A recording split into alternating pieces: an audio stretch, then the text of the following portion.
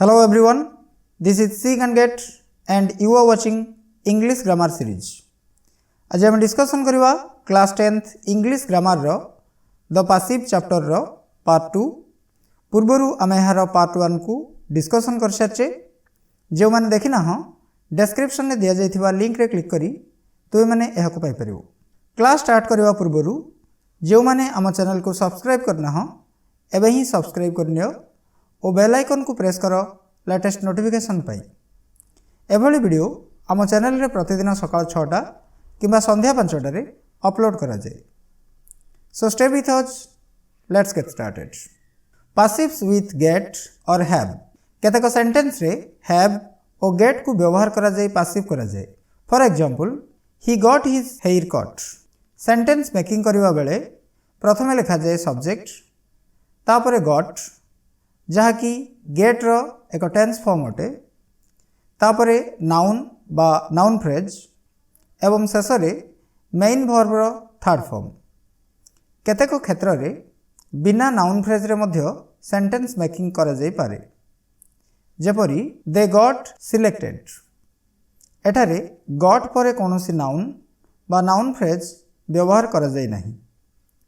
सेहीपरि have verb लगाई passive कले sentence structure टी हेबो सब्जेक्ट प्लस हेड जहा कि हैव रो एक टेंस फॉर्म अटे प्लस नाउन किंबा नाउन फ्रेज प्लस वर्ब रो थर्ड फॉर्म। जेपरी they had their house painted yellow. Passive with a complement. तुम्हें पूर्वरु कॉम्प्लीमेंट विषय रे पढ़िछ। जे कोनोसी वाक्य कॉम्प्लीमेंट को छाड़ी अर्थविहीन होता है।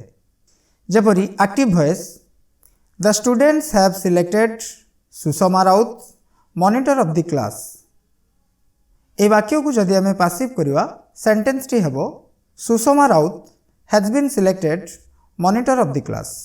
Passive form of verbs having two objects. तुम्हें जानिछ ऑब्जेक्ट बा कर्म दुई प्रकार रो यथा डायरेक्ट ऑब्जेक्ट एवं इनडायरेक्ट ऑब्जेक्ट। जेपरी she gave a pen to Mahesh. एठारे पेन और महेश दुईटी ऑब्जेक्ट अटंती। पेन को डायरेक्ट ऑब्जेक्ट और महेश को इनडायरेक्ट ऑब्जेक्ट कहा जाए। वाक्यर क्रिया को कौन बा काहा को लगाई प्रश्न कले उत्तर रे जहाँ मिले सेगुड़ी को यथाक्रमे डायरेक्ट ऑब्जेक्ट और इनडायरेक्ट ऑब्जेक्ट कहती। जेपरी father gave the son 50 rupees. एठारे द सन इनडायरेक्ट ऑब्जेक्ट एवं 50 रुपीज डायरेक्ट ऑब्जेक्ट। बापा काहा को 50 टंका देले आंसर हेउची द सन तेणु यह इनडायरेक्ट ऑब्जेक्ट। बापा पुओ को कौन देले आंसर हेउची 50 रुपीज तेणु एठारे 50 रुपीज हेउची डायरेक्ट ऑब्जेक्ट। एपरि वाक्य को पैसिव करबा बेले जे कोनोसी गोटिए ऑब्जेक्ट नहीं सेंटेंस मेकिंग करा जाय परिबो। जेपरी the son was given 50 rupees by the father किंबा 50 rupees was given to the son by the father.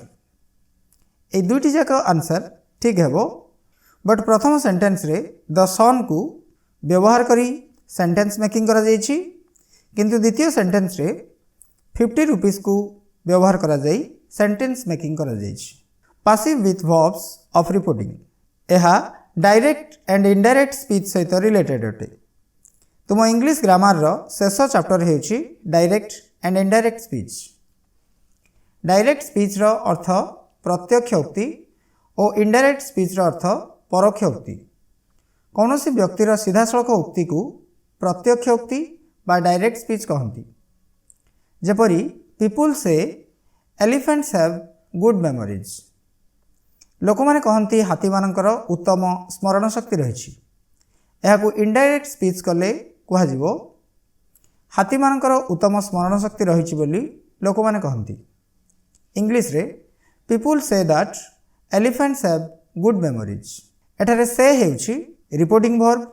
एही रिपोर्टिंग वर्ब को व्यवहार करी आमे एही वाक्य को पैसिव करि परिबा। ए वाक्यटी को पैसिव कले सेंटेंस टी ठीक एही भली हेबो it is said that elephants have good memories. एठारे पिपुल से स्थान रे इट इज सेड लेखि वाक्यटी को पासिव करा जायछि किबा एहा को एपरि मध्य परिवर्तन करा जाय पारे। Elephants are said to have good memories. Passives with that clause और WH क्लॉज। दैट क्लॉज थिबा एक सेंटेंस को एग्जांपल रूपे नवा। सेंटेंस टी everybody in ancient time believed that the sun revolves around the earth. ए सेंटेंस को passive करिवा बेले एठारे थिबा दैट क्लॉज टी को ऑब्जेक्ट भावे नहीं सेंटेंस फॉर्मेशन करिवा। That the sun revolves around the earth is believed by everybody in ancient time. Passive with non-finite verb.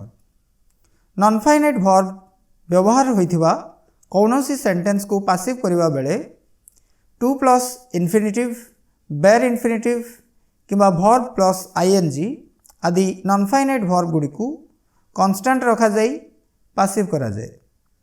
जेपरी the teacher made him stand up. एठारे मेड हेउछि फाइनाइट वर्ब और stand up हेउछि non finite verb. Passive करिवा बेले केवल the teacher made him एही अंशटी को change करा जाए। सेंटेंस टी को पासिव वॉइस रे परिवर्तन कले एहा ठीक एही भली हेबो he was made to stand up. एठारे ऑब्जेक्ट हिम को ही करा जायछि एवं एठारे टू प्लस इन्फिनिटिव हेउछि टू स्टैंड अप। तासह तुमे देखुच एठारे बाय प्लस एजेंट व्यवहार करा जाय नाही। तुमे एहा को चाहिले व्यवहार करि परिबो किंबा छाडी परिबो मध्य। Let's see another example. I saw him climbing the ladder. Same formula रे एहा को पासिव कले सेंटेंस टी हेबो he was seen climbing the ladder. Sentences in the active form with passive meanings.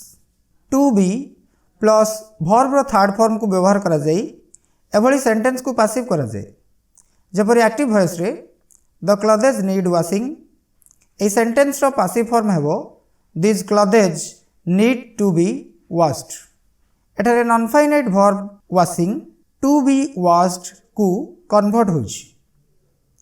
Let's see another example. The room requires tidying. एहा को passive करिवा बेले सेम फार्मूला यूज करिवा। सेंटेंस टी हेबो the room requires to be tidied. Hope you understand these rules clearly. If any doubt arises in your mind, write it in the comment box. If this was interesting, hit a like, share with your friends. See you in the next episode. Thanks for watching.